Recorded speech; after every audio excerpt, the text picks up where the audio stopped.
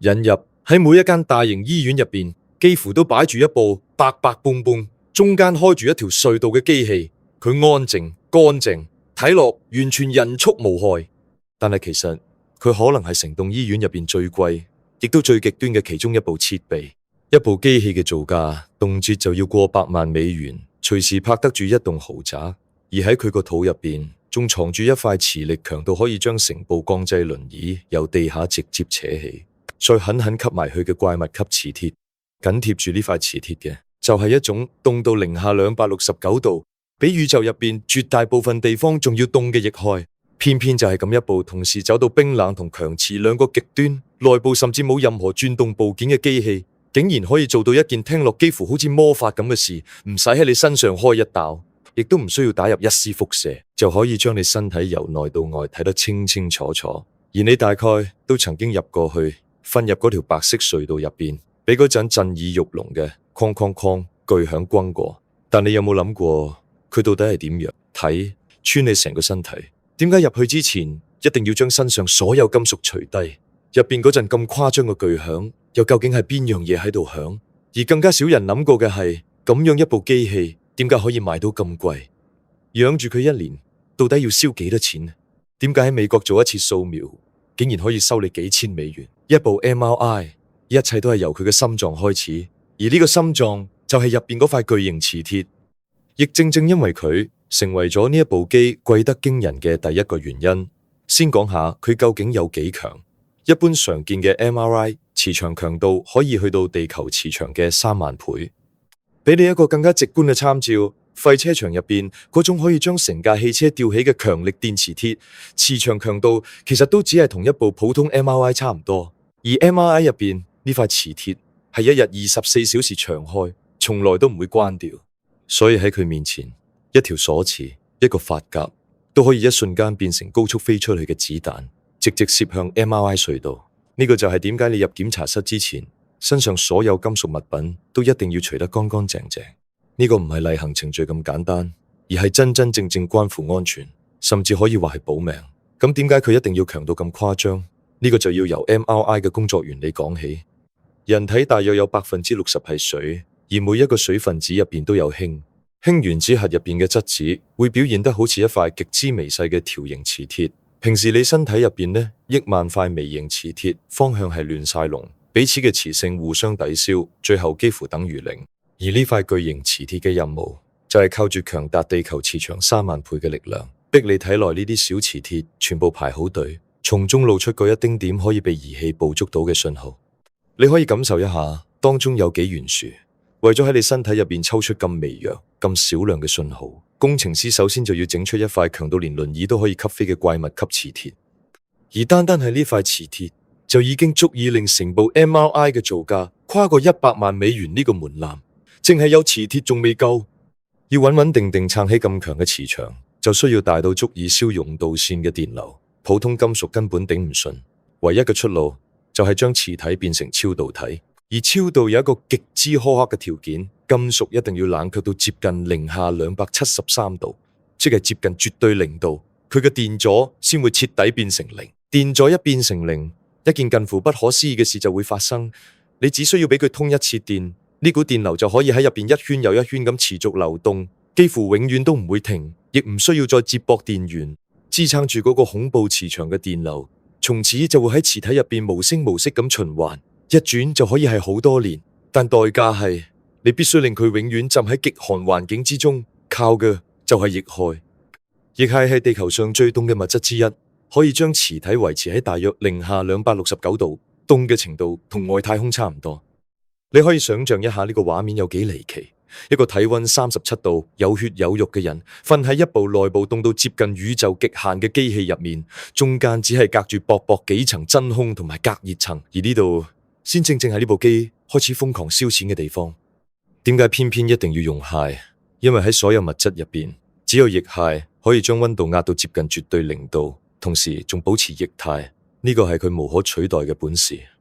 一部傳統 MRI 機身入邊大概要灌入1500公升液氦。麻煩在於氦係一種會逐漸耗盡嘅資源，因為佢實在太輕，一旦走漏入大氣，就會一路飄向太空。基本上有去冇回。地球上現有嘅氦係靠地下岩石經過億萬年放射性衰變，先至慢慢累積落嚟，所以真係用一啲就少一啲。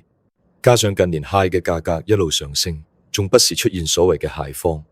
更加麻煩嘅係，如果磁體因為某啲原因出現失超，即係突然升溫，呢1500公升液氦就會喺幾分鐘之內劇烈沸騰，再沿住專門嘅排氣管道大量噴湧出去。單係一次呢類意外之後，要重新灌滿液氦，就可能已經要花幾萬美元。亦正正因為氦咁矜貴，而家成個 MRI 行業都喺度拼命研發小氦甚至係無氦嘅新型機器。有啲新型號已經可以將液氦容量由原本1500公升一口氣壓低到只需要7公升。去到呢度，你就會明白，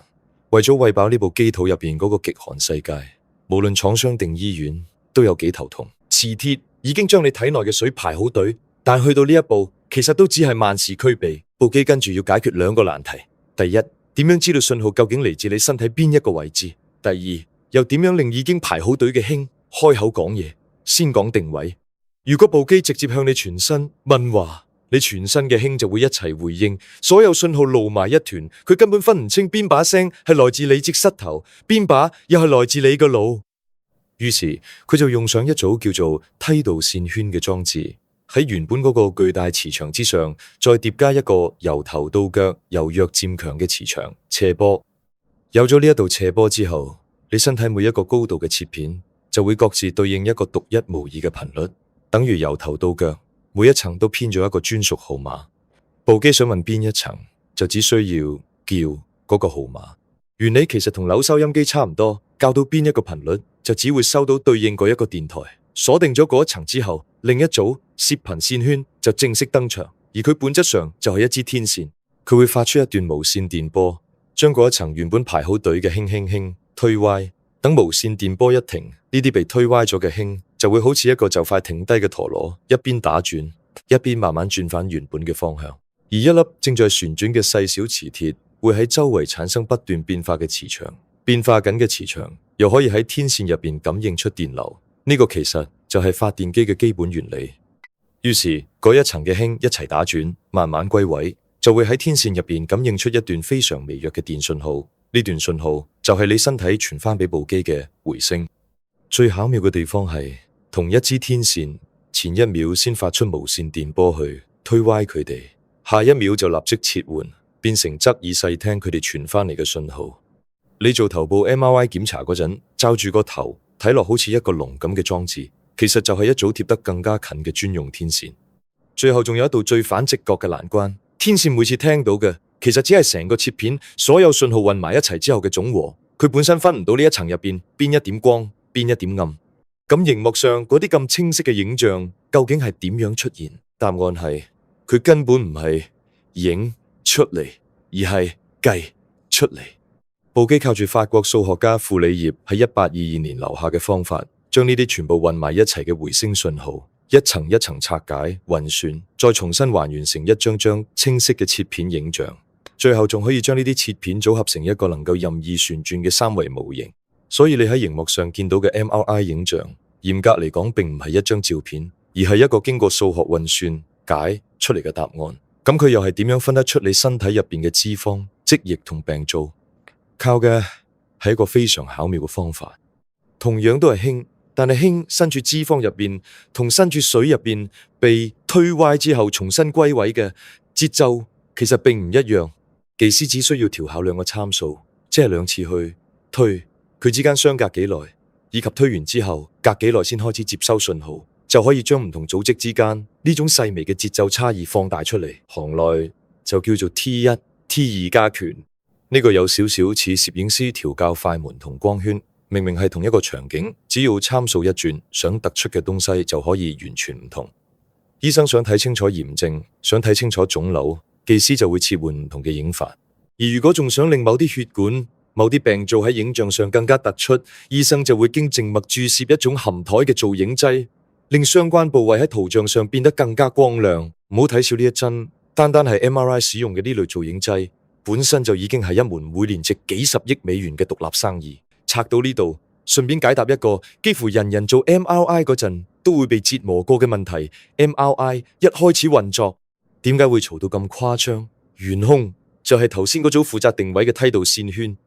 成像嗰陣，佢要用極快速度不停開關，反覆切換電流，而佢本身又正處身喺嗰個超強磁場入邊，一條通咗電嘅導線放喺磁場之中，就會突然受到一股強力推動。當電流每秒咁樣通斷成百上千次，條導線就會喺磁場入邊被反覆猛烈推拉，不停產生劇烈震動。而呢個啱啱就係音箱喇叭發聲嘅基本原理，幾乎一模一樣。所以當你瞓入 MRI， 其實某程度上就等於瞓咗喺一個巨大無比、正被電流瘋狂推拉嘅音箱正中央。你聽到嗰啲震耳欲聾嘅哐哐巨響，唔係部機壞咗，而係佢正高速幫你身體做定位、分區同成像時產生出嚟嘅聲音。好，部機究竟點樣睇穿你？我哋已經講清楚啊！依家將鏡頭轉去成本，你會發現呢部機由買翻嚟嗰日開始，就已經係一隻名副其實嘅吞金獸。先講買機，一部常見嘅 1.5 特斯拉 MRI， 全新平均價格大約係130萬美元。磁場強度更高、影像更加清晰嘅3特斯拉 MRI， 售價通常要去到100幾萬，甚至200至300萬美元。至於頂級科研用途嘅7特斯拉 MRI， 一部更加可以貴到700萬美元。但呢個仲只係部機本身嘅價錢。MRI 非常怕受到外界磁場干擾，所以醫院仲要專門為佢改建一間設有屏蔽系統嘅檢查室。單係呢間房嘅工程又要再花50萬至100幾萬美元。之後仲有安裝設備，第一次灌入液氦又要另外加多5萬至8萬美元。所以一部 MRI 真正由買機到正式落地使用，總成本要突破200萬美元，其實一啲都唔出奇。買翻嚟只係第一步，之後長期養住佢先至更加燒錢。廠商提供嘅年度維修保養合約，每年就要大約4萬至13萬美元不等。而部機7日24小時長期處於待命狀態，一年可以食掉大約13萬至14萬度電。嗰度負責維持極低溫嘅低溫系統，仲經常需要另外揾專門嘅低溫工程師負責維護。再加上之前講過嘅液氦成本以及磁體隨時可能出現失超嘅風險。而部機一旦故障停機，每停一日就代表原本排緊隊嘅病人做唔到檢查，醫院亦少咗一筆收入。所以單係停機本身，其實已經等於繼續燒錢啦。亦難怪業界一般建議 MRI 大約每7至10年就應該更換一部新機，但好多醫院因為成本實在太高，往往都會一路用到10幾年先肯換。一部 MRI 就好似一間每年都會自己不斷食錢嘅豪宅，而前面所有買機、改建、保養、用電、液氦同維修成本，最後都會被計入同一個地方，就係你收到嗰張檢查賬單。咁呢部吞金獸又係點樣將啲錢賺翻嚟？答案就係靠你，靠每一次掃描。喺美國做一次 MRI 嘅價錢，全國平均大約係1300美元左右，收費範圍可以由幾百美元一路飆到12000美元，高價嘅甚至可以去到3000美元一次。你計一計呢條數，一部機就算只係放喺一間規模唔算大嘅醫院，一年都可以做到5000次掃描，而成個美國一年更加要做3500萬至4000萬次 MRI， 一次收費過1000美元，一部機一年就已經可以帶嚟數百萬美元流水。當初買機嗰筆成本2-3年就有機會靠佢賺翻嚟。呢個就係點解 MRI 會成為醫院眼中最識生金蛋嘅設備之一。順帶一提，價錢仲會視乎你掃邊個部位，同埋需唔需要打造影劑。掃大腦、掃脊柱呢啲要求比較高嘅部位，收費通常會更加貴。如果仲要打一針做影劑，就要再另外加錢啊！呢度仲有一個幾有意思，同時亦好能夠說明問題嘅現象。同樣一部機掃同一個部位，你喺唔同國家做，最後俾嘅錢可以相差幾倍。同一次檢查喺法國大約只需要200至300美元，喺澳洲就大約300幾美元，但去到美國就可以變成1000至2000美元，甚至幾千美元。明明部機都係同一批廠商生產嘅同款設備，背後嘅物理原理連一粒原子都冇分別，但係價錢就可以差天共地。中間相差嗰筆錢，其實早就唔再係用嚟買呢部機背後嘅高科技，而係反映唔同國家各自嘅醫療定價方式。呢一點我哋講到呢度就夠，但已經足以說明 MRI 呢門生意背後究竟有幾複雜？我哋再退後一步，睇下成門生意嘅全貌，先睇規模。全球每年單係 MRI 機器買賣呢一項，就已經係一個價值大約70億美元嘅市場，而且仲一直穩步增長。如果將 X 光、CT 呢啲一齊計埋，成個醫學影像行業嘅市場規模更加高達400億美元。全世界目前已經安裝並投入運作嘅 MRI 超過400,000部，單美國一個國家每年就要做3500萬至4000萬次 MRI 掃描。呢門生意規模非常驚人，而且穩定程度亦非常高，因為只要人會生病會老，就永遠都會需要佢。咁呢門生意究竟掌握喺邊個手上？答案同之前講光刻機嗰一集有少少似，市場高度集中，全球最尖端嘅 MRI 基本上由幾間巨頭主導，分別係德國西門子、美國通用電器、荷蘭飛利浦，再加埋日本佳能，呢幾間公司幾乎瓜分咗成個高端市場。原因係做一部 MRI 嘅技術門檻實在太高，尤其係嗰塊超導磁體同埋成套低溫系統，真正有能力掌握呢套技術嘅公司屈指可數，所以後來者想擠入市場並唔容易。不過近幾年，中國嘅聯影等廠商開始用更加低嘅價格切入市場，售價可以比同行平30%至40%，亦開始慢慢撬動呢個原本幾乎鐵板一塊嘅市場。所以你喺醫院入邊瞓入嗰部 MRI， 背後唔單止係一整套複雜嘅物理原理，同時亦係一場涉及幾十億美元規模嘅商業博弈。呢門價值幾十億美元嘅生意，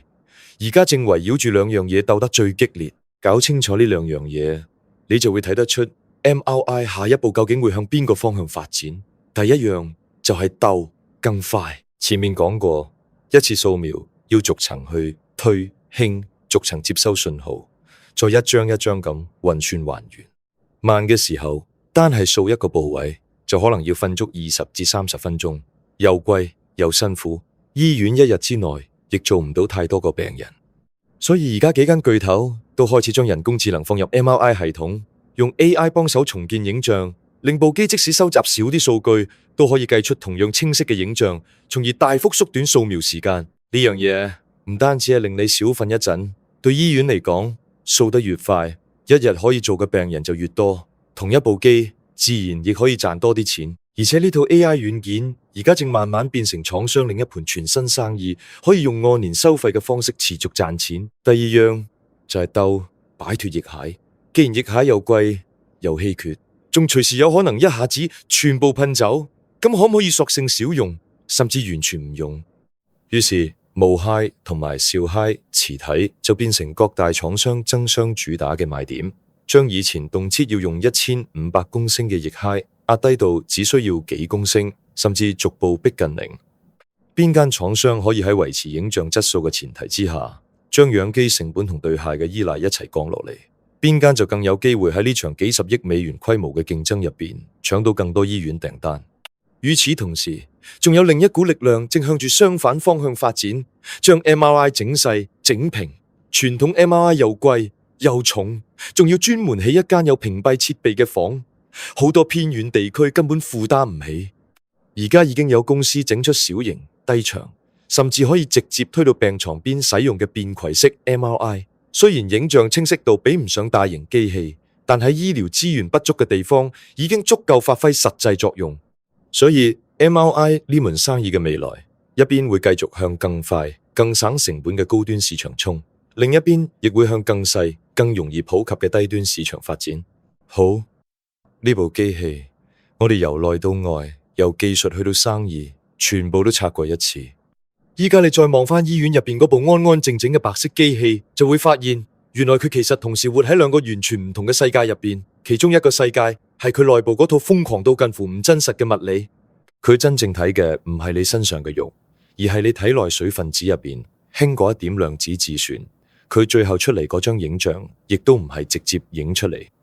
而係靠200年前嘅數學方法一步一步解出嚟。佢嘅心臟係一塊凍到同外太空差唔多，電流幾乎可以永遠喺入邊循環落去嘅超導磁體。至於嗰陣震耳欲聾嘅巨響，只係因為佢本質上就好似一個被放入強磁場入邊嘅巨型音箱。量子力學、超導、負鋰葉，再加上一塊連輪椅都可以直接吸飛嘅怪物級磁鐵，呢啲表面上完全拉唔埋一齊嘅嘢，最後竟然全部被硬生生拼埋同一部機器入面，就只係為咗唔使喺你身上切一刀，都可以將你身體入邊睇得清清楚楚。呢一半就係人類工程嘅浪漫，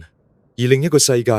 就係跟住呢部機一齊而嚟嗰本厚厚嘅賬，過百萬美元買翻嚟，每年仲要再使幾十萬美元養住佢，再靠一次又一次，每次收費過$1000嘅掃描，慢慢將啲錢賺翻嚟。佢背後係一門由幾間巨頭掌握住，規模達幾十億美元嘅生意。同一部機器去到唔同國家，甚至可以標出相差幾倍嘅價錢。技術可以由全人類共享，但係佢究竟值幾多，可以賺幾多，最後你又要為佢俾幾多錢，從來都唔只係一個物理問題。一部機器同時裝住工程嘅浪漫同現實世界嘅生意，單係呢件事本身就已經幾值得令人細味。講到呢度，我都想聽下你嘅睇法。你或者你屋企人有冇做過 MRI？ 當時檢查嘅係邊個部位？